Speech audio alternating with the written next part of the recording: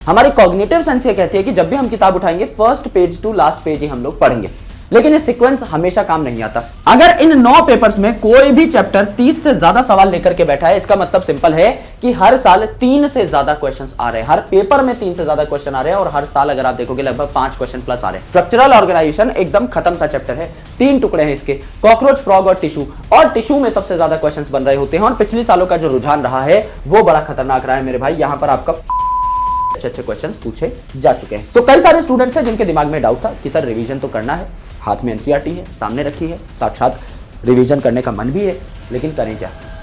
So hello everyone, कैसे हैं आप सब लोग? I hope each and every one of you is doing absolutely good. My name is doctor Vipin Kumar Sharma and मैं आप सभी लोगों का तहे दिल से स्वागत करता हूं हमारे इस प्यारे से चैनल कंपटीशन वाला पे। एंड काफी सारे ऐसे स्टूडेंट्स हैं जो अभी थोड़ा सा परेशान हो रहे हैं related to their revision sequence.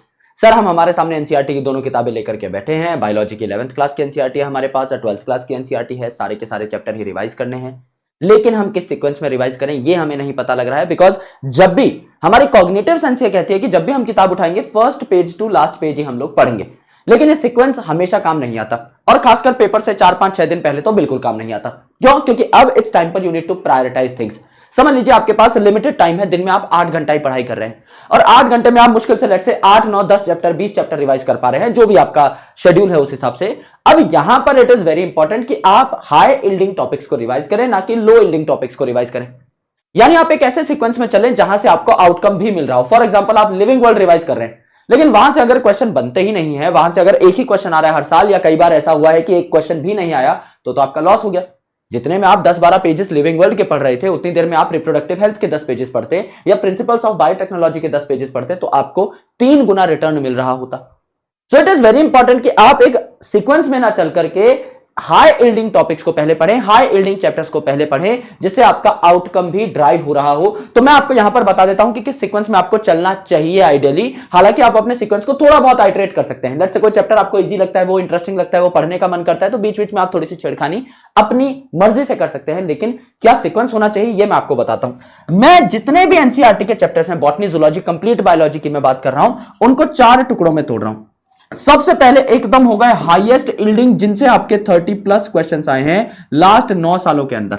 9 सालों के अंदर कहने का मतलब है 9 पेपर्स के अंदर। आप ये कह सकते हैं कि 2020 से लेकर के 2025 तक ये आपकी 6 साल हो गई। यहां पर आपके टोटल 9 पेपर्स हुए थे। अगर इन 9 पेपर्स में कोई भी चैप्टर 30 से ज्यादा सवाल लेकर के बैठा है, इसका मतलब सिंपल है कि हर साल 3 से ज्यादा क्वेश्चंस आ रहे हैं, हर पेपर में 3 से ज्यादा क्वेश्चन आ रहे हैं और हर साल अगर आप देखोगे लगभग 5 क्वेश्चन प्लस आ रहे हैं, which is a high yielding topic, high yielding chapter. इसको आप ऑन प्रायोरिटी रख सकते हो। देन मेरे भाई आपका एक और सेकंड प्रायोरिटी वाला आएगा जिसमें 20 से 30 क्वेश्चन आएंगे। थर्ड प्रायोरिटी आएगा जिसमें आपके 10 से 20 क्वेश्चन आएंगे।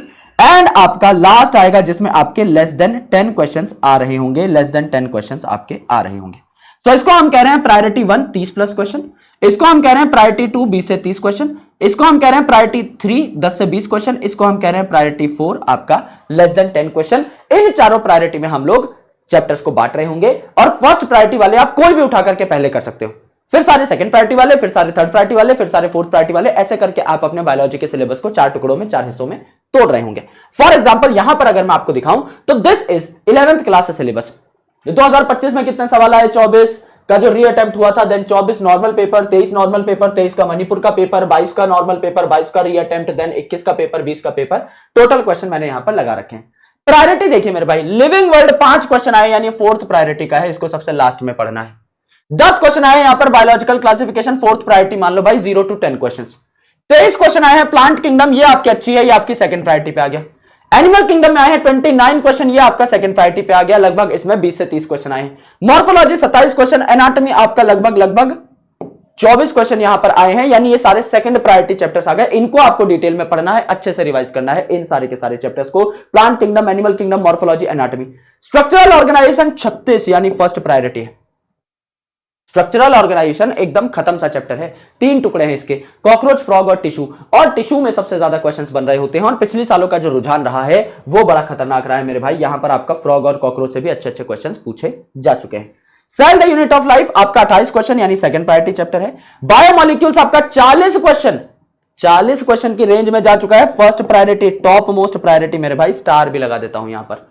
उसके अलावा cell cycle and cell division देखिए आपका 37 क्वेश्चन, जितना छोटा ये चैप्टर है उस हिसाब से 37 क्वेश्चन भैया बहुत अच्छी प्रायोरिटी है। इसको भी आप टॉप प्रायोरिटी पे पढ़ सकते हैं कि सबसे पहले मैं बायोमोलिक्यूल और सेल साइकिल सेल डिवीजन पढ़ सकता हूं when it comes to 11th class के चैप्टर। तो यहां पर 3 हाई प्रायोरिटी चैप्टर्स आए हैं, biomolecule, cell cycle cell division और आपका स्ट्रक्चरल ऑर्गेनाइजेशन।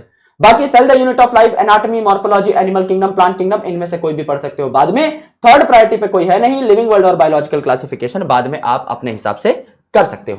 यहां पर देखिए 22 क्वेश्चन आ रहे हैं फोटोसिंथेसिस, यानी ये भी आपका सेकंड प्रायोरिटी चैप्टर हो जाता है। इसके बाद 17 क्वेश्चन आ रहे हैं रेस्पिरेशन में, थर्ड प्रायोरिटी चैप्टर हो जाता है। Plant growth and development 25 question यानी सेकंड प्रायोरिटी चैप्टर हो जाता है। Breathing and exchange of gases ये भी आपका लगभग सेकंड प्रायोरिटी चैप्टर हो जाता है, थर्ड प्रायोरिटी चैप्टर हो जाएगा ना ये। इसमें आपका 10 से 20 सवाल है।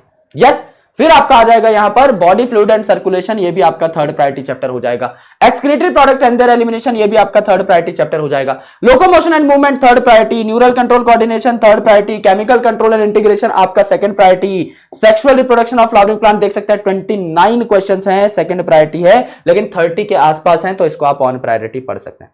फर्स्ट वाले के साथ ही 29 और 30 में बहुत ज्यादा फर्क नहीं है, तो आप इसको ऑन प्रायोरिटी पढ़ सकते हैं। यहां देखिए ह्यूमन रिप्रोडक्शन मेरे भाई आपका फर्स्ट प्रायोरिटी, 30+ क्वेश्चन इससे आ रहे हैं। रिप्रोडक्टिव हेल्थ आपका सेकंड प्रायोरिटी पर आ जाएगा, या थर्ड प्रायोरिटी पे लिख सकते हो, कोई बहुत बड़ी दिक्कत है नहीं, छोटा चैप्टर है, कभी भी पढ़ लो। नॉर्मल 20-25 मिनट निकालोगे एनसीईआरटी आपकी कवर हो जाएगी। 41 क्वेश्चन भैया first priority, molecular base of inheritance सबसे बड़ा चैप्टर है पूरी की पूरी बायोलॉजी का, 62 क्वेश्चन यहां से आए हुए हैं। पिछले 6 सालों में देखो कितना हाई प्रायोरिटी चैप्टर है। इवोल्यूशन आपका यहां पर आ जाएगा second priority. Human health and disease आपका आ जाएगा second priority. Microbes in human welfare पे अभी ज्यादा अच्छे सवाल आने लगे हैं, पहले उतने ज्यादा नहीं आते थे, लेकिन हाँ अकॉर्डिंग टू एनालिसिस हम इसको थर्ड प्रायोरिटी पे रख देते हैं। बायोटेक 1 और 2 मिला करके अगर आप देखेंगे दोनों के दोनों फर्स्ट प्रायोरिटी चैप्टर हैं और बहुत चुटुर पुटुर छोटे चैप्टर्स हैं और समझने लायक चैप्टर्स हैं। इन दोनों को अगर आप पढ़ लेते हो तो टोटल मिला जुला कर आप अगर देखें तो 78 सवाल आपके बने हुए, लगभग 80 सवाल बने हुए पिछले 6 साल के पेपर के अंदर, 80 सवाल। इतने ज्यादा हाई यील्डिंग ये टॉपिक्स हैं बायोटेक 1 एंड बायोटेक 2, इनको आप पढ़ सकते हो। ऑर्गेनिजम्स एंड पॉपुलेशन 25 सवाल है, सेकंड प्रायोरिटी है। आपका इकोसिस्टम सेकंड प्रायोरिटी है। आपका यहां पर biodiversity and conservation second priority है, यानी इकोलॉजी को आप इत्मीनान से उठा करके पढ़ सकते हैं जब आपका दिल करे फर्स्ट प्रायोरिटी चैप्टर्स के बाद। तो क्वेश्चन नंबर आपको बता देते हैं कि भैया कैसे क्या तैयारी करनी है।